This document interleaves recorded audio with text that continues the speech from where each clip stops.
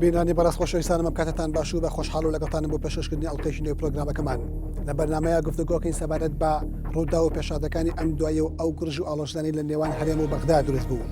ئێمە دەپرسین ئایا پرۆسەکانی دجلە و دروستبوون و بە لوتکەگەشتنی ئەو گرژ و ئاڵۆژانان لە بینی هەرێم و ناوەندا بەرهەمی خەڵپە و تەماعی سیاسی لایەنی عەرەبیە کە بەهێز بوو دەوێت بە شێوەیەکی دیکتاتۆرانە خۆی بەسەر هەرێم و تەواوی عێراقدا بسەپێنێ یان بە پرسیارەتێکی گەورەی ئەو پرۆسەیە دەکەوێتە ئەستۆی سەرکردایەتی سیاسی هەرێمی کوردستان کە بە شێوەیەکی گونجاو مامەڵەی لەگەڵ ڕەوتی سیاسی هەرێم و عێراقدا نەکردو ئەو ئەنجامانەی لەکەوتوێتەوە. ئایا کاتەکانی سەرکردایەتی سیاسی کورد و هەرێمی کوردستان لە بەغدا و لە ناوچەکەدا هێندە بەهێزە بتوانێت بەڕادێکی باش کاریگەری لەسەر بڕیاری سیاسی و پرۆسی سیاسی لە عێراقدا دابنێ یان بە پێچەوانەوە لەگەڵ بەهێزبوونی لایەنی عەرەبیدا کورد کارتەکانی لاواز بوو و توانای گۆڕینی واقعی سیاسی نەماوە. ئایا هەرێمی کوردستانی عێراق دەتوانێت لەناو ئەم گەمە سیاسیەدا چ ئایندەیەک بۆ خۆی مسۆگەرکە ئەو دەستکەوتانین تا ئێستا بەدەساتون دەپارێزرێ یان ئەگەری لە دەستچوونی هەیە؟ بۆ گفتوگۆکردن سەبارەت بەم بابەتەوە ژمارەیەک پرسی پەیوەست بەمە میوانداری هەریەک لە بەڕێزان ئەحمەد میرە سەرنووسەری گۆڤاری لێڤین و دکتۆرە جوان ئیحسان فەوزی ئەندامی سەرکردایەتی یەکێتی نیشتیمانی کوردستانمان کردووە. بەخێرهاتنی هەموو لایەکتان لەگەڵ بەخێر بێن.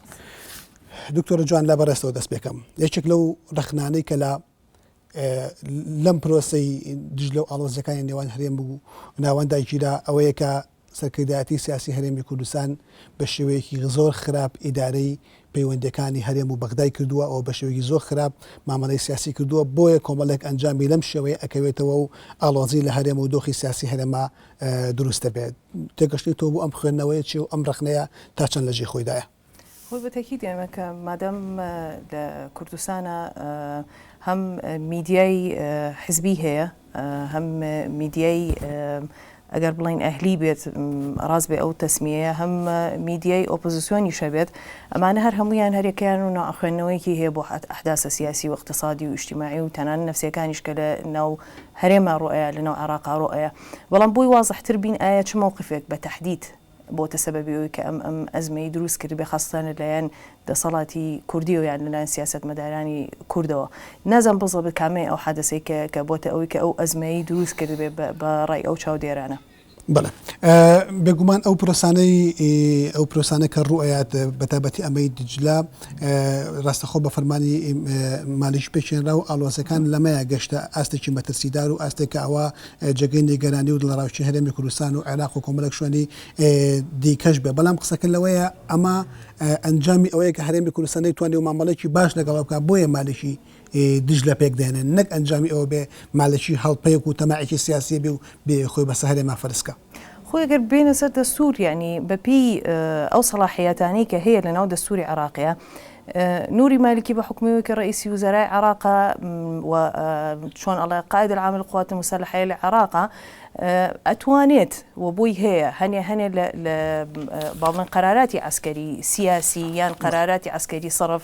وەرگێت. بەڵام مشکلەکە لێرە چییە؟ مشکلەکە لێرە ئەو حساسیەتە تاریخیە نەفسیە کەلتوریەیە کە لە بینی کورد و لە بینی عەرەبا هەیە لە بینی کورد و لە بینی تورکمانە هەیە لە بینی تورکمان و لە بینی عەرەبا هەیە لە بینی سوننا هەیە و لە بینی شیعە هەیە. ئەم کە مەسەلە تاریخیانە کە ماونەتەوە وە ئەکات عێراق بە درێژایی 5,000 ساڵ لە تاریخی لە ناو مەعمەعەیەکی غەریبە ئەژی کە لە کەم شوێنی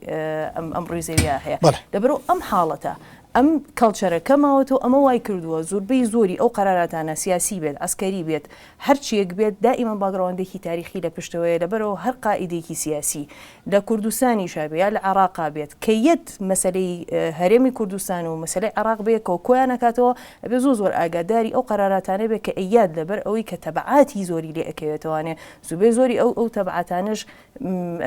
بۆ نمونە ئەم قیادەی عملیاتی دژلەیە کە دروست کراوە وەکو ئەگەر سێریکەی وەکو تەشکیلەیەکی عسکەری دەوانەیە بڵێ حرەکەیەکی طبیعیە بە قواتی عسکەری لە عێراقا ئەکرێ بەڵام ئەبوایە ئاگەی لێ بووایە لەبەر ئەوەی کە ئەمە لەسەر حدودێکی حساسە. زۆر سپاس دەکەم کاک ئەحمەد بەڕێزت لە نووسینێکدا بەناوی ئۆپراسیۆنەکانی دجلە کە خوێندنەوەیکی کورد بۆ ئۆپراسیۆنەکانی دجلە و پەیوەندی بە هەرێمی کوردستانەوە ئەەکەی بە نەس دەڵێ ئۆپراسیۆنەکانی دجلە ئەوەی پێوتین کە سیاسەکانی کورد خراپترین جۆری سیاسی لە عێراقدا ئەم قسەی لەکوێوە سەرچاوەگرێ بۆ خراپ بکە بۆ دیژ لە ئەومان پێ لە سیاسەکانی کورد خراپترین جۆری سیاسی لە عێراق. پێش ئەوەی وەڵامی پرسیارەکەی بەڕێز بە کەوانەیەکم پێویستە. کەوانەکە ئەوەیە قسەکانی من کە ڕەخنەگرتن بێت لە ئەدای سیاسی کورد بەرامبەر بە مالیشی و حکوومەتی ناوەن پەیوەست نییە بەوەی کە ئێمە تێبینیمان لەسەر زەوابەتی نیشتیمانی و نەتەواتی هەیە. ئەو دیسپلینانەی کە پەیوەستە بە مافی کورد لە عێراقا و مافی نیشتیمانی و نەتەواتی ئێمە وەکو میلەتێک ئەوانە شتێکی جێگیرن هەموو هاو نیشتیمانیەک پێویستە بەرگریان لێ بکەوە شەرەفێکی گەورەیە بۆ هەر تاکە کە بتوانێت بەرگریشی ڕاستەقینە لەم حاڵەتە بکە. بەڵام بەشی دۆمی کەوانەکە ئەوەیە ئێمە نابێت لەژێر گوتارێکی سۆز ئامێزە تێگەشتنێکی عەقلانیە خوێندنەوەی ڕەخنەیی و عەقلانی بۆ دۆخی سیاسی ئێستا عێراق پشتگوێ بخەینەوە. پێمان وایە هەموو سەرنجێک لەسەر هەموو ڕەخنەگرتنێک لە ئەدای سیاسی کورد لە بەغدا کاردانەوەیشی نەگەتیفی بەسەر مەسەلەی نیشتیمانی و نەتەواتیەوە هەیە. کەوانەکەدا دەخەم وەڵامی پرسیارەکەی جەناب بدەمەوە. بۆچی سیاسەکانی کورد لە بەغدا سیاسێکی سەرکەوتوو نەبوون یاخود ئەتوانم تاکید دەکەمەوە سەرەوەی کە خراپترین ئەدای سیاسەکانی کورد لە بەغدا کردویان لەبەر کۆمەڵی هۆکار. یەکەم کۆری هۆکاری سەرەکی بوو لەوەی کەمالیشی لە کەسێکی پراوێزخراو لە نێو گەمەی سیاسی عێراقدا کردی بە بەهێزترین کەساتی شیعە لە ئێستای عێراقدا. کاتێک کە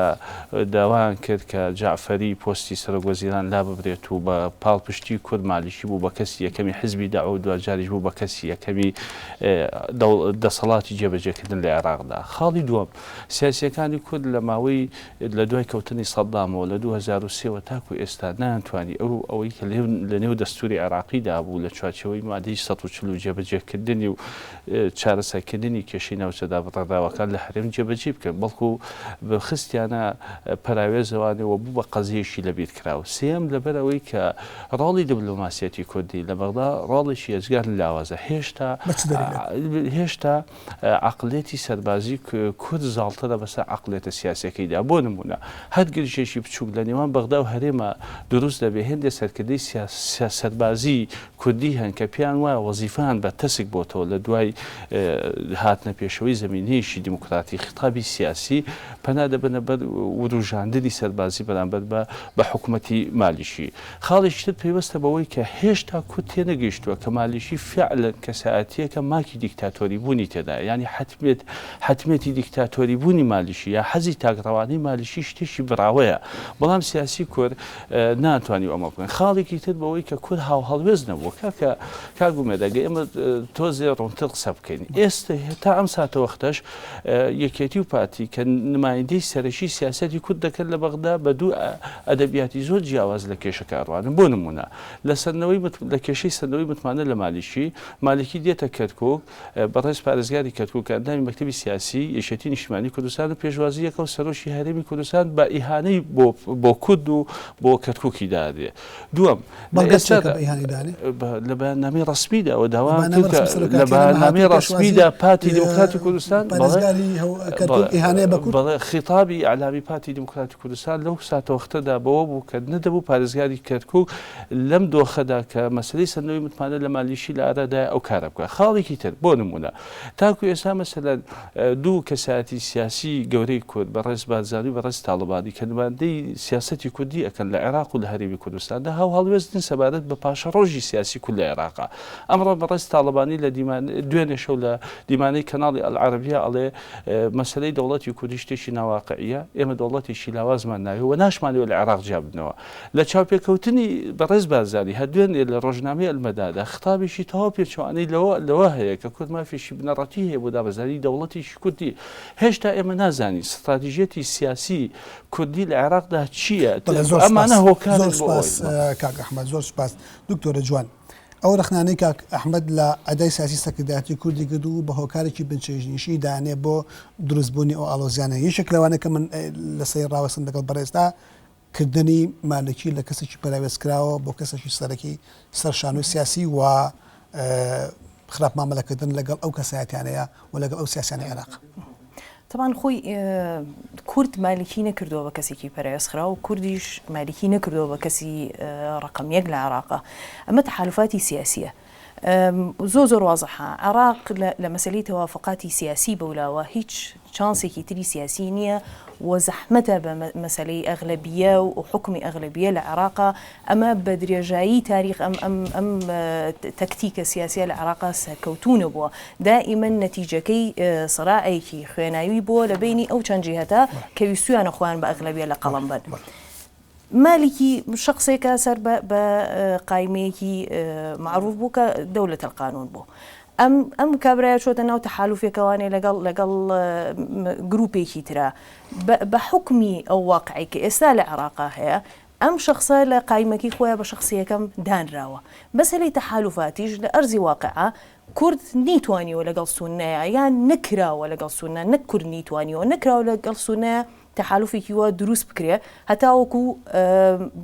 با بڵێن یەکێکی سونی مڕەشەح بێ بە درێژایی ئەم فترەیەش لە دوای 2023ەوە تەنانەت لە پێش 2023ەوە لە پێش ڕوخانی سەدامیشەوە بەڵێ هەمووی زۆربەی زۆری ئەم شخصیاتانی کە ئێستا لە ناو عێراقا باڵا دەستن و قەراریان بەدەسە زۆربەی زۆریان لە ناوچە ئازادکراوەکان بوون کە ئەوسا پامەکەت گەشتە بن کاک ئەحمەد دکتۆر جوان پێمان دەڵێن مالکی خۆی سەرۆکی یەکێک لە قایمەکان بووە کە بەهێزترین قایمەی عێراق و لە دوای قایمەی عێراقیە بەشەن کورسیەکەوە هاتەوە و جگە لەمەش داعمی بەردەوامی قایمەی هاوپەیمانی نیشتیمانی کە شیعەکانی جنوبی عێراقتیا باڵا دەست بوون لەگەڵ مالکیەوە بوو بە نەتیجە ئەمە مالکی کردێتەوە بە سەرۆک وەزیران غەدری کورد لەمایە چییە؟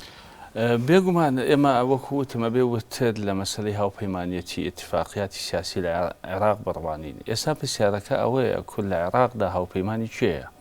ئێمە هاوپەیما ئەو بەرەی کە بەڕێز بارزانی لە کاتی سەرنەوەی متمانە لە مالیشی دروستی کرد بەڕێی علاوی لیستی عراقیەکە نمایندگی سونە شۆڤێنیەکانی دەکرد لەگەڵ ڕوتی سەدر لە عێراقدا ئێستا ئەم بەرەی هەڵوەشایەوە و کورد بەبێ پشتیوانی هاوپەیمانەکانی علاوی و سەدر مایەوە کە چەند مانگێکی نەخایان حەو مانگ بەرگەی نەگەر. دووەم پرسیار ئەوەیە بۆ دکتۆرە جوان و بۆ یەکێتی نیشتیمانی کوردستانیش کە ڕاستەوخۆ لێرە بەڕێزی نوێنەرایەتیەکە هەر ئەمڕۆ وتەبێژی یەکێتی نیشتیمانی کوردستان لە وتارێکا کە لە ڕۆژنامەی کوردستانی نوێ بڵاوکراوەتەوە باز لەوە کاکە ئەمەی کە دروست بە لە ئێستا کێشەی نێوان شیع و کورد نییە. هاوپەیمانێتی کورد لە ناو لیستی دەوڵەتی یاساوە خود لە ناو لیستە بەرفراوانەکە کە پێی ئەوتی هاوپەیمانی نیشتیمانیە چێیە؟ بەرەی ئەنجومەنی باڵای ئیسلامیە کە ئەمەر حەشیم سەرۆکاتیەکە ڕوتی سەدرە یاخود مالیشیە ئێستا هەمویان بێدەنجیان هەڵبژاردووە لەم دۆخی کە لە هەرێمی کوردستانە لە عێراقا هاتۆتە پێشەوە کەواتە کورد نەیتوانیوێت بەداخەوە ینی کۆڵەواری کورد لەوەدا لە ناو عێراقیشان نەیتوانیەوە هاوپەیمانێک بۆ خۆی دروستکە کە لە کاتی ئەزمەکانە پاڵپشتی بکە ئەوەی ئێستا لە کوردستان شەڕەکە کوردە بەتەنیا لە مانگی 5 و 4 ببوورە بە ئێمە لە دوانی یەکێک لە سەرکردە باڵاو کارێگەرەکانی هاوپەیمانی نیشتیمانیمانلایە کە دەڵێ ناتوانین لە عێراقدا بیر لە پرۆسی سیاسی بکەیتەوە بەبێ هاوپەیمانی کوردی ئەحمەد چەلەبی یەکێکە لە سەرکردەکان بەڵام پێگەی ئەم سەرکردانە لە زەمینەی واقعە چۆنە سیرکە لە کاتی دروستبوونی گرفتی سیاسی لە نێوان مالیکی و هاشمیدا هاشمی بە تەنیا لە عێراقا نەمایوانێ بەڕێز بارزانی پشتیوانی کرد و علاویش پشتیوانیە کرد بەڵام لە ئێستادا عەرەبی سونە و عەرەبی شیعە تەنانەت لە ڕێگای بەیانێکی سیاسیشەوە هاوپەیمانێتی بۆ کورد دەرنابڕن لەبەرەوە ئێستا کورد بە تەنیا لە ساحەی سیاسی عێراقا ماوەتەوە تەنانەت نەیتوانیوە سوود لە هاوپەیمانەکانیش وەربگرێت بەداخەوە ئەمەی کە ئێستا لە عێراقا ئەگوزارێ بۆ کورد جێگەی بەزەییە ملەتێک لە سەرڕای ئەوەی کە پاڵپشتێکی گەورە بۆ لە ڕووخاندنی ڕژێمی سەدامە و پێشتریش هاوپەیمانی ئەم هێزە شیعانە بۆ نەتوانێت لە دەبارەدۆخی جوانێک لەو ڕخنانەی کە لە ئەدای سەکرداری سیاسی کورد ئەیکیلۆپیان وایە بەرپرسیارەتی بەشێک لە بەرپرسیارەتی ئەم ئاڵۆزیە خراپی ئەدایەتی ئەوی شەوەیەکە لە مەسەلەی هاوپەیمانیکردن لەگەڵ هێزە عێراقیەکانە ورد و دقیق و نەی پێکاوە کە هاوپەیمانی چێ بێ ئەو مەترسیانە لە هەرێمی کوردستان دوور بخاتەوە. خۆی ئەمە منطقێکی تایە کە بۆ ئایا کورد زیاتر لەگەڵ شیعە ئەم ڕێکەوتنانە زیاتر بۆ سیاسیەن زیاتر لەگەڵ شیعەکانە نزیک بوونەتەوەانێ بۆ نەفسیان لەگەڵ شیعەکانە زیاتر نزیک بوونەتەوە شیعەکان زۆر وازەحە شیعەکان مەزهەبێکی دینی مسەیترە بەسەر ئوسلوبی تەفکیریانە سونیەکان ئوسلوبێکی قەومی زاڵە بەسەر تەفکیریانە ئێمەی کورد زیاتر مەسائلە قەومیەکان ئەولویەتی هەیە لە ئیحتیماماتمانە قەومیەک و قەومیە بەیەکەوە ناگونجێ بەڵام قەومیەک و طائفيك لهني تحالفات بيك وأجونجي لبروك الصراع زور بأساني بلام كام خيري أم جونجان بوا أزاين بزاد العراق بوي بداية قسكم بود سيبيك كلام 5000 صال لتاريخي دموي عراق تاريخي كي خناوي لا عراق شد ناتواني لصاصة يقلاي كي تواني شونك لخليتك عجيب دروز بوك بس ل شانسي كردو لنكبتي كرده كلام منطقة جياو لتاريخيا ليرو دروز بوا بلام ليرة بحقيقة مسألة تحالفي سياسي من زوجار كدائنشين هني الشد كلناو كوبونو كان بس كريد مثلا هني كوبونو لسه سواكي زوزور بشو كتيريش كدروسه به زوجار مش تفاصيلي نازانين أمر كوتنانا لخوراي ودروزنا بوكتو لقى شيعة زيادة نزيق بيتواني سنة ببي تاريخ ببي أو أحداثنا شيكارويا كخوشتان بينيتان تنانت لروجي سود خواردني جنابي مامجارة لبرلماني عراق بينيتان شون تصرفي عنكر يعني تو لبداية كيواني أوان أو تصرفي عن بو بيشغل لو أحداثاني أخيرة سنية كان أتوانين بلي مقارنة بشيعة كان متطرفا لهني آراء بلام ئێمە بیرمان نەچێتەوانی ئێستا هەڤاڵمان جەلال زەختێکی زۆری لەسەرە لەلایەن ئەحزابە کوردیەکانەوانێ لەلایەن ڕەئی عامی کوردیەوە جەنابی کاک مەسعود هەمان شێوە بەشی خۆی زەختی لەسەرە بەڵام زەختەکە زیاتر لەسەر هەڤاڵمان جەلالەوە شتێکە واقع بە حکمەوە کە ئەو ڕئیسی عراقیشە ڕئیسی جمهوریە عراقا بە هەمان شێوە مالیکیش زەختی لەسەرە باشە ئێمە پێمانەوترێ لەڵا حزابە کوردیەکان و بە تایبەتی کە با بڵێن پشکی زۆر بەر هەڤاڵمان جەلالەکەوێت لە بەرەوەی خۆی لەناو بەقایە بۆ کەرکووکی نەکردوێتەوە بە کوردستانی ئەی بۆ مالیکی تا ئێستا نەیتوانیەوە کەرکووک بکا بە عەرەبی ئەی بۆ حزبە تورکمانیەکان تا ئێستا نەیانتوانی کەرکووک بکەن بە تورکمانی أيوة أما هم معادلاتي سياسية بحقيقة دبر من ناتواني براسي إجحافة إما لوانية بلين لهني يشتغل لنا وهريمي كردستانا حقيقة ما أنا بهمون نقد لحزب كردية كان بقرين بلام لنا وبغا لنا وعراقة قرصة توبتواني بكون فيكون توبتواني لما وكما يكسك كوك كيتواني بكردستاني لقال هم مشاكلاني كتياتي بلا زور سباس كاك أحمد دشك لو برسانيك لما مسألة أو رجال أويك خياراتي بردم كرد بۆ بەستنی هاوپەیمانەتی بە نەتیجە لە وڵاتێکی وەکو عێراق زیاتر شیعەکان بوون بە حکمی ئەوەی کە مێژوویەکی هاوبەشی خوێناوی هەیە و بە حکمی ئەوەی سوننی عەرەبی بەشێکی زۆریان مبتەلا بوون بە مەسەلەی ناسیۆنالیزمی عەرەبی و حرەکەی قەومی عەرەبی و بەشێکشی بە بەحسی بوونەوە لێرەیە شیعەکان ئەگەری ئیمکانێتی زۆرتریان هەیە بۆ هاوپەیمانی یعنی خەلەلەکە لە بەستنی هاوپەیمانیان یە بەقەدەوەی خەلەلەکە لەوایە لایانی عەرەبی لەگەڵ بەهێزبوون و سەقەمگیربوون یا هەڵپە و تەماعی خۆسەپێری و دیکتاتۆری تایە سەرغەڵا و ئەمە شتێکە بە ئاسانی لەلایەن کوردەوە ناتوانێت ڕێگەی پێ بگیرێت کاگومێتی بەسمان لەوە نەکردو کە دۆخی عێراق بەبێ هاوپەیمانێتی لیستێک یاخۆت پێکاتەیە دەتوانێت دەسەڵاتی سیاسی و جێبەجێکردن لە عێراقا بگرێتە دەست ئەوەی کە کەمێک ئاگای لە ڕەوشی سیاسی عێراق بێت لەوە تێگا کە بارودۆخەکە چۆنە بەڵام پرسیارە گرنگەکە ئەوەیە کورد لە ئەو ئیتفاقی سیاسیانەی لەگەڵ شیعە کردوێتی چی دەستکەوتووە ئەمە بەرئەنجامەکەیەتی کە ئێستا ئەی بینین و ئەی چنینەوانێ لەلایەکی تری شوانێ کورد کەمی نەکردەوە بۆ هاوپەیمانێتی لەگەڵ سونەکان لە عێراقا ساڵی ڕابردوو ساڵی هاوپەیمانێتیشی توندی نێوان کورد و ئەوانە بوو کە ئێمە لە ئەدەبیاتی سیاسیا پیانەڵێن عەرەبی شۆڤێنی لەگەڵ هاشمی و لەگەڵ نوجێفی و لەگەڵ ئەسیل نوجێفی ئەوانە کە ڕەمزەکانی عەرەبی سونە لە عێراقا کە ئیتیفاقی تون لە نێوان بەڕێز بارزانی ئەم کەسایەتیانی سونە کرا لە عێراقا بەڵام پرسیارەکە لەوەیە کە کورد لە چوارچەوەی ئیتیفاقاتی ناوخۆ لەگەڵ هێزەکانی شیعە و سونە سەرکەوتوو نەبووە لە ئەمە لەلایەک لەلایەکی تر سەرکەوتوو نەبووە لە ڕاکێشانی ڕای ئیقلیمی بەرامبەر بە کێشەی کورد لە عێراقا سەرکەوتوو نەبووە لە ڕاکێشانی وچەنەزەری ئێران و تورکیا و وڵاتانی خلیج بۆ ئەوەی کە دیرگای سیاسیان بۆ چارەسەکردنی کێشەی کورد لە عێراقا چێوەدا تەنانەت سەرکەوتوو نەبووە لە ڕاکێشانی وچەنەزەری ئەمریکا بۆ چارەسەکردنی ئەم کێشانە سەرکەوتوو نەبووە لەبەر ئەوەی کە لە ڕووی دیپلۆماسیەتەوە کورد هەمیشە ئەو دێڕەباوەی ئەوەیە کە کورد ئەوەی کە لە شاخەکان لە ڕێگای چەکەوە بەدەستی دەهێنێ ئەتوانێت لە سەعاتێکا لەسەر مێزی گفتوگۆ بیدۆڕێنێت زۆر سپاس دکتۆرا کورد لە هەموو ئەوانەیە سەرکەوتوو نەبوو ئەوەی کە لە شاخ بەدەستێنە و بە سەعاتێک لەسەر مێزی مفاوەزات ئەیدۆڕێنێ باوەڕ ناکەم ئەوە بەشێکە لە تێگەیشتنی مێژووی بۆ دیپلۆماسیەتی کوردی لە عێراق خۆ خوێنەوە ئەنوا ئەشکال خوێندنەوە هەیە ئەساسا قسانی کە ئێمەژێکین لێرە ئەنوا ئەشکال خوێندنەوەی بۆکرێ من وای نبینم بەعکسەوە من وای ئەبینم تۆ دەوڵەت نیت هەرێمی کوردستان هەرێمێکە لە ناو عێراقایە لە ضمنی ئیطاری دەوڵەتی عێراقایە سیادی شەرعی نییە، عەلەمێکی ڕسمی نییە کە دەوڵەتانی اعترافی پێ بکەن. ئێمە لێرە لە ناو عێراقا ئێمە ئەغلەبیە نین، کورد ئەغلەبیە نییە، کورد بەشێکی عێراقی دروست کردووە بەپی ئەو واقعی کە بەسەرمانە فەرز کراوە لە ناو هەمومان حەزمانێتی کە کوردستانی بین. ئەوە شتێکی وازەحە وەکو ڕەغبەت، بەڵام واقع ڕاستەکان بن زۆ تەئیدی قسەکانی مام جەلالەکەم وەکو واقع تۆ ناتوانانی هێنەشت هەیە ئێستا باسیکەی بە دەردی عەرەبەڵێ لكل مقام مقال، تۆ ناتوانانی ئێستا یەکسەر مەسەلەی هەنێ مەسائلی حەدی طرحكي سلماني وقسي منها كالكوريا خطابي سياسي للعراق مثلا برز طالباني وأرماني بس أخشتك سير كين ليرا كاغ أحمد أسا أمره وفديكي هرمي كردستان وفديكي عسكري هرمي كردستان لقل وفديكي عسكري عراق دانشتون أم وفد كرديات تمثيلي خطابي كردي أكات بمعارضة بحزب دا صلاته وكوشون بيانو ترى حزب دا صلاته بحموية لسر كومالك نقاط ريكوتون احتمالا بتأكيد وايا يجي دين اجتماعي كردستان فلسفي خاصي خوي هي أبيت تماما جاوز بلا فلسفي بارتي ديمقراطي كردستان لو وسيلة لواني زوجة لسنة فلسفة هذا دكتور زياني قوري لأزموني كردية ولا عراقة مثلا من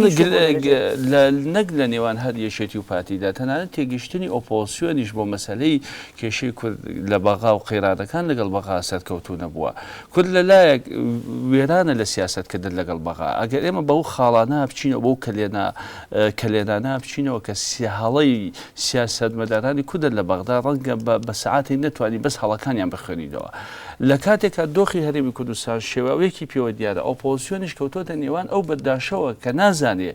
بدوام لخطابي رخنقتني خوي ياخو بشتا برية شتيو باتيو بداخوا لم قيراني كي استا هاتوتا بيشو أوبوزيونيش كوتوتا همان هلاوا إما هيش تابع يخالي زوجران يقرزي أستاذ زين شوانا يقرزيني أم قضية يقرزيني قضية خطابي شي عقلانية أبي كل مسألة ورجاندني صوص تيبري خنويش عقلاني سياسياني ودي استراتيجية تا استا زين شوانا دكتورة تا استا هيش تا كشكي يقلاي نبوتو ميديا سيبري بارتي ديمقراطي كردستان كوتوتا أوي كأم دوخي كهاتوتا بيشواني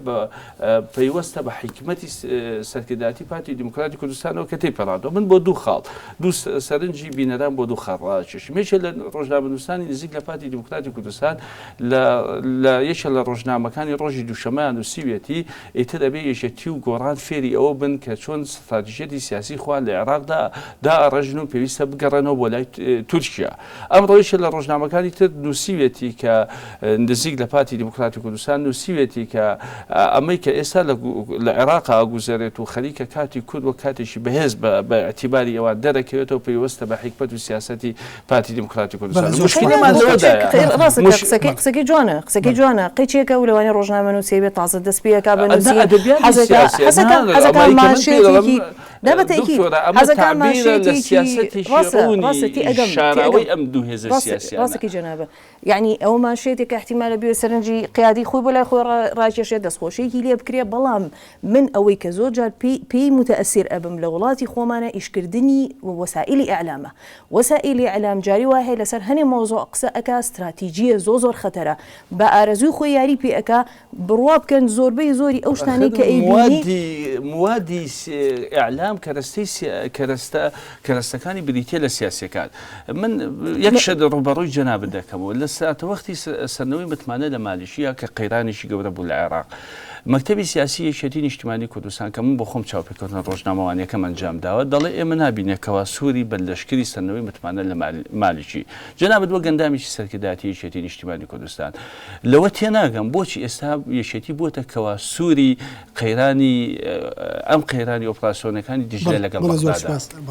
بوچی يعني حاجه كم والله ما بدي سنه قرمو بدايه قسكرنا كم اوبراسيوني دجله اساييه طبيعية أجر حالتي عراق بصورتك عام حالتك طبيعية به بلام إيما إعلامية شيء لأني وندي ميديا دا دوستان كدو كجوايا كل اللي واري خوران نزيق بوتوانيو تناقش توتا حالتي نفيري عام ليبن كوا فترة قلمو بيش چند مانه قلمو بيش توان بلام زيالة حوهجمان لمو بيش عيني شد نفسي إنذار ليدرايا وترا وضعي سياسية وضعي عسكرية وتركيتيا خەریکە بێتە هۆی ئەوەی کە تووشی ئستدامات بن لە بینی هێزی پێشمەرگا و لە بینی جێشی عراقیە هەر عینیشت لە ناو ئیعلامە تەنانەت لە ناو عامەی خەڵکە وتیان ئەمە تەلاعوبکردنە بە عاتیفەی خەڵک ئەمە لابردنی خەڵکە لەسەر هەنێ مەسائلی خزمەتگوزاری ناو بڕێکمان هەیە دکتۆرە دێنەوە ئازیزانم خۆشەویستانم پرۆگرامەکەمان بەردەوام دەبێت دوای ئەم ناوبڕا بینەری پرۆگرامەکەمان بن و ئێوەی ئاسیسیش دوای ئەم ناوبڕا ئەتوانن لە ڕێی ژمارەی تەلەفۆنەکانەوە سەرنج و پێشنیار و پرسیارەکانی خۆتان بگەین بە بەرنامەکەمان بینێرمان بن.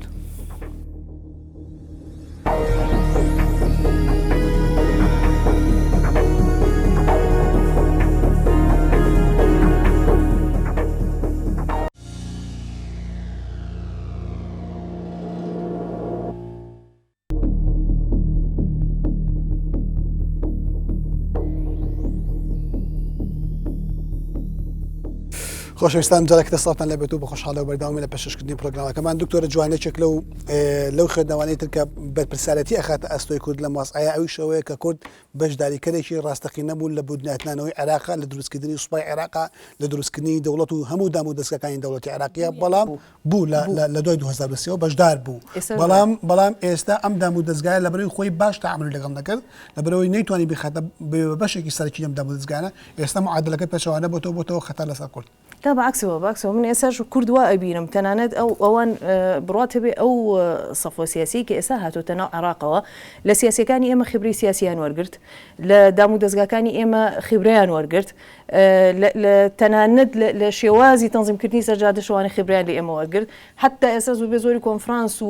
زۆربەی زۆری ژالاکیەکانیان بە هونەری و بە سیاسیەوە گەورە بوون و ئێمە بچووک بووینەوە باوەڕ ناکەم گەورە بوو بێتن باوەڕ ناکەم کاک ئەحمەد لەلای ئێمەش حاڵەتی دروست بووە لەلای ئەوانش حاڵەتی دروست بووە ئێمە من باکسەوانی ئەم وەزعی کە دروست بووە کە لەوانەیە جەناب زۆر بە سەحی نەبینی زۆر بە دیاردەیەکی تەندروستی نەبینی بەڵام من بە دیاردەیەکی دڵخۆشکەرانی ئەبینم معارەزە لەگەڵ هەموو حیزبەکانی تریش یەک مووقفیە لەبەر و مووقفەکە نیشتیمانیە مووقف نیشتیمانی تا ئێستا بەداخەوە تاکو ئێستا ئێمە لە خەڵک بپرسە نازانین کورد لەگەڵ بەغدا لەسەر چی شەڕێتی قەزیەکە قەزی نەتەوایەتیە قەزی نەوت و غاز و کێشەی بوو جە و پارەیە قەزیە مەسەلەی ئەوەیە کە حیزبێ بێگومان ڕاستە وەکو وتم کەوانەی یەکەمم پێویستە هەموو جارێ مەسەلەی نیشتیمانی شتێکی ستاندارە دیکتاتۆربوونی مالیشی حتمێتێکی تاریخیە ئەوە بۆ بینەر مەبەستمەوە بەڵام بەشی زۆری ئەم شەڕی لەگەڵ بەغدادا هەیە شەڕێکە لەسەر بودجە شەڕێکە لەسەر پارە شەڕ لەسەر مەکانەتی سیاسی تەنانەت شەڕی شخصیە لە نێوان دوو هێزی سیاسیدا دوێنێ یەکێ لە ڕۆژنامە ببوورە یەک خەڵ زۆر گرنگە یەکێ لە ڕۆژنامە لۆکاڵەکان نووسی بووی چوار هەڵی سەرکردایەتی سیاسی کورد وەزعی مالیشی و کوردی گەیاندۆتە ئەم دۆخی ئێستا هێنا زۆر سپاس دوو پەیوەندیمان لەگەڵا کاک حەمید مەجیدمان لەگەڵ هەولێر کاک حەمید ئەم کاتت باش و فەرموو پەیامەکەت بگەێنە زۆر سپاس سەوەری بەرنامەکان زۆر بە خێراتن دەکەم لە بەڕێز دکتۆر و بەڕێز کاک ئەحمەد میرە جارە سەبارەت بە عێراق ئەو خانمە بەڕێز ئیشارەیدا بە دەم سەرگیری عەرەبی ئێرانی ئێمە دەرەوەی مێژووە ئێمە لە نێو بەرداشتی ئەوانەدا دواوینەوە نەیتوانیوە عێراق وەکو وڵاتێکی بێلایەن کە لەدا ئەو هەموو دەمسەرگیریەدا کە پارێزگاری لە بەرژەوەندەکانی خۆی وڵاتانی دەوروبەر و وڵاتە گەورەکانی دنیاش بکە بەڵام من بەرچاوڕوونیەک دەدەم دواتر پرسیار لەو دوو بەڕێزە دەکەم ئازەریەکان پەندێکیان هەیە دەڵێ جوزەنێ پایە سایلەر واتە جوزکەی مریشەکان پایزان بژمێرە کەسێک لە بەهاردا 20 جوزکەی هەیە دەڵێ 20 جوزکەم هەیە کا دەگاتە پایز چەندیان دەکەوێتە ناو دەرکان چەندیان ڕێ و تەقەڵ دەیخوا چەند باشوکە و کۆلارە دەیخوا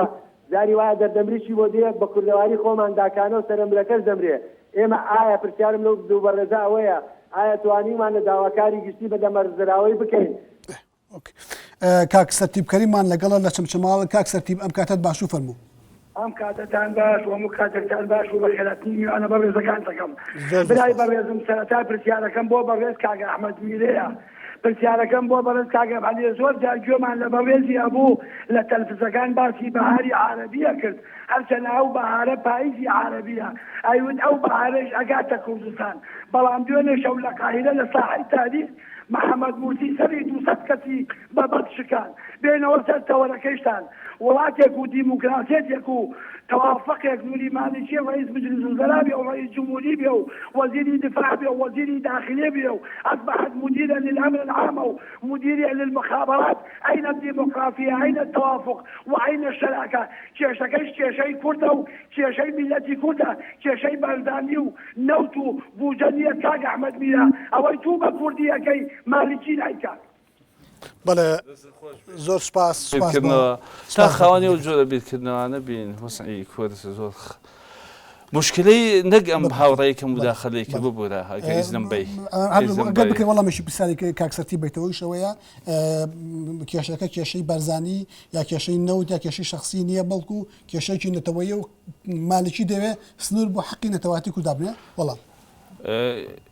یەک وەکوتم مشکلی سەرشی بیرکردنەوەی ئێمە ئەم جۆرە بیرکردنەوەانەیە ئەم جۆرە بیرکردنەوە شەقامیانەیە کە هیچ جۆرە قوڵبوونەوەیشی تیانە و ئەدەبیاتێکی بەناو سەوریە دابش بۆتە بەناو هێندی حیزبی سیاسیدا و مزادەی سیاسی پێوەکات وەکووتم مەسەلا ئەگە کێشەی نەتەوایەتیە تاکو لە دوای کەوتنی سەدامەوانێ ئەم دوو حیزبە سیاسیە بەو حیزبێکە و برادەرش بەرگری دیەکە نەیتوانی بێت لە ڕووی یاساییەوە ئەم کێشانە لە بەغدا چارەسەر کە ئەم دوو حیزبە توانیویانە چی بۆ کورد بەرهەم بهێنن بێگومان تاکو لە دوای کەوتنی سەدامەوە چەند جارێک ئێمە کێشەمان لەگەڵ ناوەندا هەبووە و ئەم کێشانە ئەبووە بەپێی یاسا لە کاتی لاوازی دەوڵەتی مرکزیە چارەسەر بکرانەیە بەڵام کاتێککە کورد ناتوانێت ئەمانە بکەوە ئەم کێشانە لە هەموو ساتەوەختێکان زیین و ئەبێتەوە گرفتێکی سەرش هێشتا وەڵامەکەم نەداوەتە بەڵام چی دەکەمەوە سەر ئەوەی کە ئێستا ئەو گوزارێ پێویستی بە خوێندنەوەیشی وتر هەیە لەوەی کە ئێمە لە ڕێگای سۆز و عاتیفە و شعارات زۆر بەکوتی جوانێتە چکە پرسیارترمەیە پرسیارەکەی ئەوەیە کورد لە بەغانەی توانایی دامودەزگەکان بە مؤسسات بکە بۆ نمونە دامودەزگای دەرکردنی بڕیاری سیاسی حکومت فۆرمێکی مؤسساتی بێ کە شخصێکی وەکو مالکی جعفەری ئەگۆڕێ بە مالکی ناتوانێت بێ بە دیکتاتۆر يعني بمؤسساتي نكد بو فورما تقليديه كشخص لا هم موظف كان باتو امش بنتيجه غلطي كرد اللي بغا بو وبارو دخل درس بو هذا ما اخر كرد اما بين ما نشوتواني اما تشنين لبغايا اخر اما خو اما تشن مقعدوان هي لبغا اميك دوج مقارنه بعراق يعني سيري التكوين السكاني عراق اما تشنين هتاو كرد بتوانيا او عصا سحريه بي امهم مش تبقوره دويا صفي دكتاتوري كردنات وانا تحكم بنفسيتي انسان يبكى يعني اجر تكويني شخصيتي مالكي إنساني ديكتاتور به سياسيا ديكتاتورة اجتماعيا ديكتاتورة وكوباوك ديكتاتورة وكوبرايك ديكتاتورة يعني أما ذنبي كردي ثانية بلام ليرة أجر هم ربطي كينواني بوي جوابي أوي جنابي شبه موانية كبلين إما شري إما نجتماعية من بيدالم بلاي لصاصا اجتماعية شون لصاصا اجتماعية نوت وغاز جزء لوا كأرزي خوتا كركوك أرزيكي كردية هيج مجالي مناقشة يعني بلام تركمان بوي هي يعني بس بوي طاقم كان احنا بوي طاقم زين جملة كانوا بانا قصرنا شيء بوي تدقينم تركمان بوي هي لكركوكا بجي عرب بوي هي لكركوكا بجي هيج كشيء لقل أوانية بلام بحقيقة بيد بلام تفكيري عرب شوفينه كان بيد على كرد تنان بوشيني لنا وكركوكا بجي تو برانبر أما بيتو يعني تو ثروتي تو أرزي تو نتوي تو ناوي تو كياني تو لنا كركوكا والغاية للا أوان أما أمشر اجتماعي نبي والله هي شركة اجتماعية لا مو منطقة كانت يكشي تريخ يخال زور قريقة دكتورة ببورة با زور بسلمان نروى مسألة كركوك وكدات وناوش دابرا وكان وكو لبداية برنامجك يكم كوانك بيسمو أويك إما شابو كسيك بيوا أما مسألة كركوك مسشاريش كردستانية ولسلمان نسيو وبرقري ليكي بلام قسكاني من لسر أسلوبي معاملة كدنا لقل أم قصدين اجتماعي أسلوبي شيء حزبياني برجواندياني مادياني ناس سياسياني ناس الكوتواني لو أنا لقل جناب يعني والله بس هذا كان بيشود جناب هاوراوي لقل منا ككل هاوالويزنيا كخطابي جواسية نموت لو أنا نموت ببورة الله إيما فوق وحزب وكو حزب الفلسفه ما جوازت اجتماع جوازه بو قصدي كان فلسفه ما لإشي عامه فعلا كأو إشاني كخاصه بابلين بإشي حزبي بمعاملة لقال حكومة بغداد وكويكا بالتأكيد هم جوازت شيء ولا قضية صدري متمالي مالي شيء هورانا بود يعني خراپی جدی اجتماعی کردستان لودایا بتایبەتی لەم قێرانەدا نازانێت چۆن مامەڵە بکات کەوتۆتە نێوان دوو بەدداشت نازانێت چۆن مامەڵە بکات ئێستاش گوتاری سیاسی جدی اجتماعی ڕوون نییە لەسەر قەزیەکە خطابی پارتی خطابی شێخونترە لە مامەڵەکردن لەگەڵ قەزەی بەغایە کە مالیکی نەسەن و ڕوحەت ناوێت بەڵام تا ئێستای جدی اجتماعی کوردستان نازانێت قەزیەکانی خۆی لەگەڵ بەغدا چۆنە لە ڕێگەی نامەیەکەوە عیلاجەکە کە سەرۆکۆمار بۆ هێزی مالي بارتي مالكي بيو يا مالكي نوي مالكي امر واقع رئيسي وزراء عراقه يعني اما لقل اشخاص تعاملنا كي لقل مواقع تعامل برنامج سياسي معامله كده لقل قيرانات شلون دكتوره ما بينا جويليا بيت بزاف شي شلون معامله كان لقل زوز واضحه خطابي امره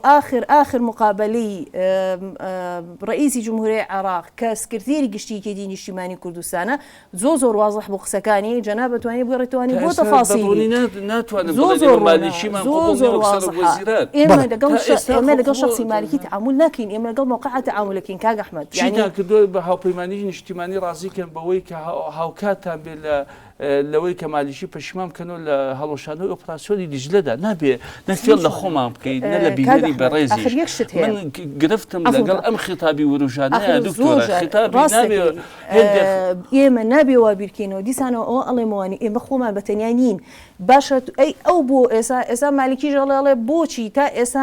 کورد قەنەعەتی نەکردووە کە عەمەلیاتی دیجلە بێتە سلێمانی و اعتیادیە دوو پەیوەندی مالەگەڵا دکتۆرە بالمەتی خۆ دوو پەیوەندی مالەگەڵا دێنەوە بە گفتوگۆکەمان کاک چەتۆ حەسرەمان لەگەڵا لە هەولێر کاک چەتۆ ئەم کاتت باش و فەرموو زۆر سپاس زۆر سپاس بۆ بەڕێزت هەردەم ئامادەی دیفاعەکەکو بێت وەسڵاوی زمان هەیە بۆ سەرکردایەتی کورد بەس با تۆزێک دەی بکەین کە بەدووسەکانی خۆمان لە بەغدا ئایا ئەوانە تا ئێستا ئیشیان چ بوو لە بەغدا بۆ ڕێگەیاندا ئەو وەزع دروست بێ بۆ یعنی لەوێن دەری هەڵوێستیان نەبوو بۆ ڕێگەیاندا یعنی بێژگەلەوەی کە مالیش ببێتە دیکتاتۆر چێ ڕێگەیدا مالیش بێتە دیکتاتۆر ڕاستی ئێمە ئێستا پێشمەرگە لە سەنگەری سەنگەردان هەردەم ئامادەین بۆ هەر شەڕێک بەس ئەبێ سەرکردایەتی کورد یەکلایی بکاتەوە ئەو دارە ڕاستی ئەوە سێبی جارشتی وا بگوداتەوە هەموو جارێک پێشمەرگە برێزە حەزم سنوور ئەیهێنەوە ئەیبەنە کەکوک ئەیهێنەوە ئەبێ ئەو جارە سەرکردایەتی کورد خۆیان یەک هەڵوێز بن بەتایبەتی پارتیویشی دەبێ یەک هەڵوێز بن بەرامبەر ئەو دیکتاتۆری ماڵیشی نابێت تر لە ماڵیشی قبول بکرێت لە هیچ عەرەبێشتر زۆر سپاس کاک چەتۆ بۆ پەیوەندەکەت کاک ئەکرەم عومەرمان لەگەڵا لە سلێمانی کاک ئەکرەم کاتت باش و فەرموو سڵاتان لێ بێت وام کاتتان باش وڵای سوالێکم بۆ دکتۆرە جوان هەیە ئەویش ئایا خڵەسی مام جەلال تاکی ئەم خڵەسێ بێت ینی هەرێمی کوردستان کە سەر بە عێراق بێت و لە عێراق جا نەبێت و ئایا ئەو کێوێت بین بە دەوڵات ئاما هەڵوێستی هەموو سەرکردەکانی ناو یەکێتیە و پرسیارێکی دیشم بۆ ئەحمەد میرە ئەویش ئەوەیە ئەگەر هەڵوێستی مەسعود بارزانی ئەوە بێ کە لەگەڵ تورکیا یعنی تورکیا بەدەستی خۆی بیجوڵێنێ داوای دەوڵەتی کوردیەکە و کە تورکیاش ناوێت ئایا بێ هەڵوێستی ئێمە چی بێت ینی لەم نێوانەیە سەبارەت بە کەرکووکیش من پێم وایە سەرکردەکانی کورد لە ساڵی 2023 ئەیانتوانی کەرکووک بکەنە شارێکی کوردستانی و بەبێ هیچ ململانەیەکی سیاسی بەڵام و کاتە نەکرا و من پێم وایە زۆر کەم تەرخەم بوونە و کاتەوە زۆر سپاس بۆ منێ زۆر سپاس دوایین پەیوەندی بەرنامەکەمان وەرەگرین کاک ئالان محەممەدمان لەگەڵا لە سیزادق کاک ئالان ئەم کاتت باش و فەرموو باش قوربان زۆر سپاس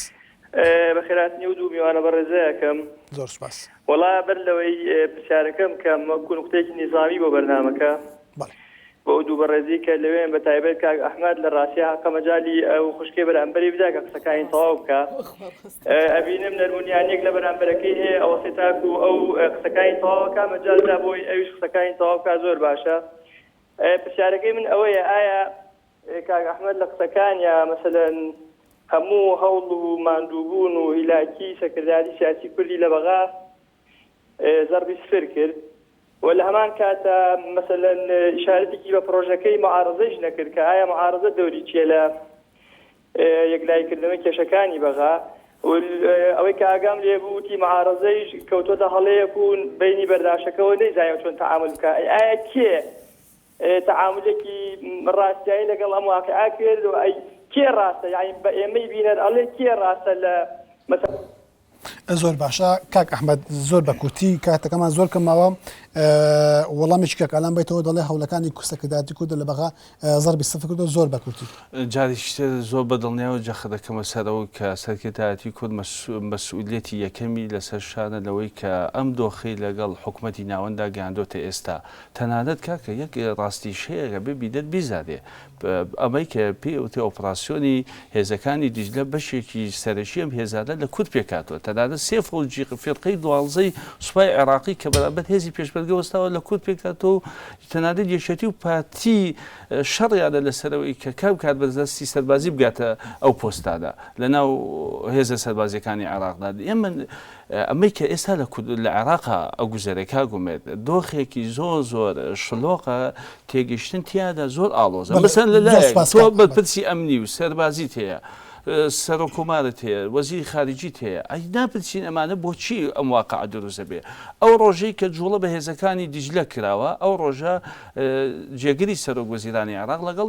نووری مالیشی و کۆبوونەوەی ئەنجومەنی وەزیران کراوە لەلایەک لە بەغدا تۆ لەگەڵیان لەسەر مێزی بڕادان دانیشی بۆ جوڵاندنی هێزوو لەلایەکیشەوە لە میدیاکانی کورد باز لەوە ئەکەی کە کورد لە بەردەم مەترسێکی گەورەدایە من باز لەم دووفاقێتی سیاسی یەکەم لە بە کورتی دکتۆرە باس لە هەڵوێستی بەرە سەرۆکۆماری عێراقەکە سەبارەت بە دەوڵەتی کوردی کە لە تازەترین لە دوانی ئاڵێ ئێمە نامانەوێت جیابینەوە جیابوونەوە ناواقعەیە ڕئیس سەرۆکۆماری عێراقە سەرۆکۆماری عێراقە یەکێ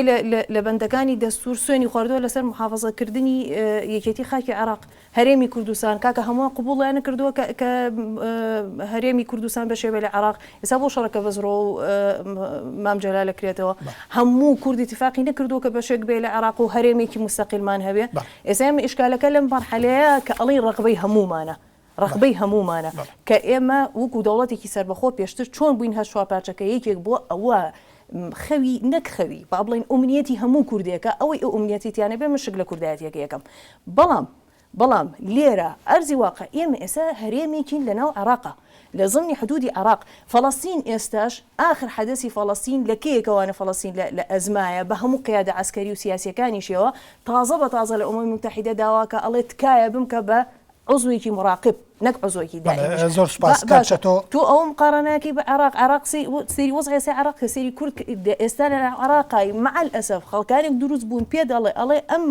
ئەزمەی ئێستا دروست بۆ کورد دروستی کردووە یعنی کە ئەنەما عەرەب و ئەو ڕاوتە شۆڤێنیە یا ئەوەی کە دروست بووە لەناو عێراقا کە بەرامبەر کورد هەیە بە پێت بڵم بە سونە و بە شیعەوە هەمووی قەومیەتی خۆیە پارێزیە بەڵام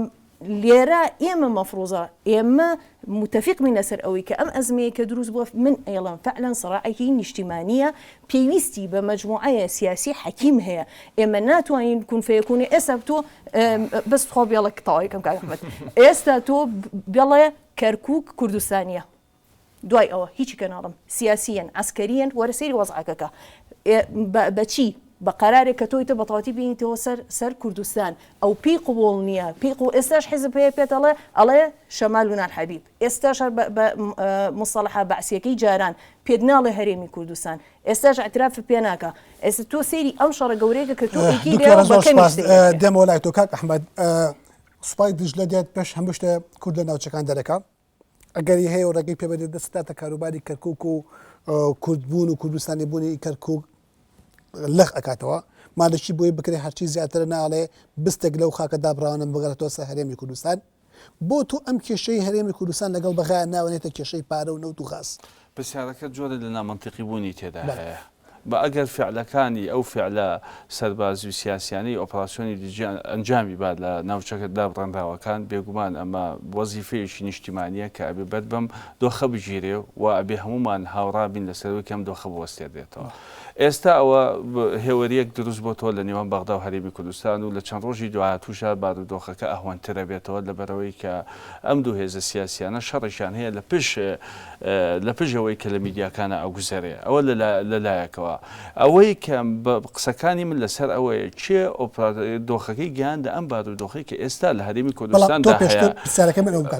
تۆ پێشتر پێدوتین ئەم شەڕە جارێکی جەخ دەکەمەوە تەنانەت نەک شەڕی نەوت و غازە بەشێک لە شەڕی شخصی نێوان شخصی یەکەمە لە هەرێمی کوردستان لەگەڵ سەرۆشی دەسەڵاتی جێبەجێکردن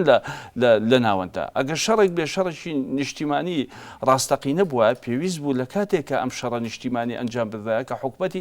ناوەند زۆر لاواز بووە کو زۆر بەهێز بوو لە ئێستادا کە حکومەتی ناوەند بەهێزە و تەنانەت لە هێزی سەربازی هێزی پیادە و هێزی ئاسمانی شا لە لووتکەدا چۆن ئەم شەڕ ببوورە ئێمە ئەبێ ڕازگۆتر بین لەگەڵ واقعی ئەو واقعی کە ئێستا لە ناوچەدا بڕێنراوەکانە هاتوۆتە پێشەوە دێ باز لەوە ئەکات کە هێزی ئاسمانی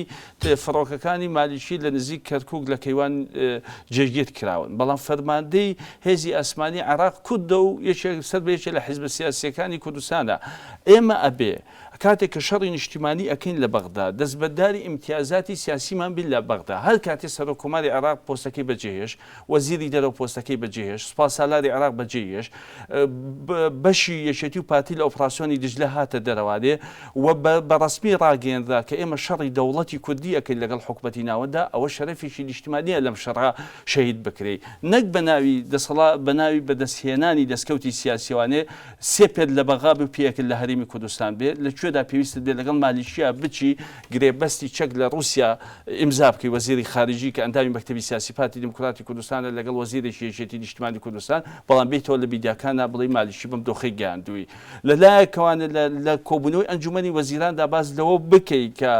مناقەشەی لەگەڵا بکەی کە دروستبوونی ئۆپراسیۆنی دژلە شتێکی سروشتیە پێش لە سەرەتای دروستبوونی ئەندامیشی مەکتەبی سیاسی یەکێتی نیشتیمانی کوردستان ئەڵێ ئێمە بە جۆرە لە جۆرەکان هاوکاریمان هەیە لەگەڵ ئەم ئۆپراسیۆنیانە و ڕەتیشی نەکردەوە لە میدیاکانە بەڵام کاتێک کە دێتە